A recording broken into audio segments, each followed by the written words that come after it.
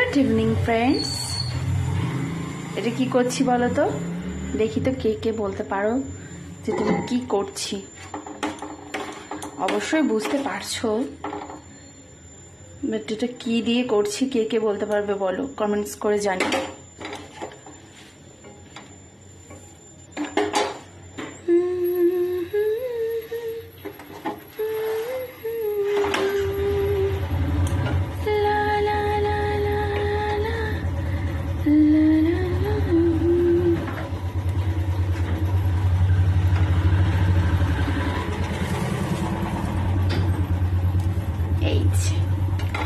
পিঠেগুলো দেখতে ভালো লাগলে, যদি ভালো ওঠে তাহলে দেখতেও ভালো লাগে, আর দেখতে ভালো হলে খেতেও ভালো লাগে।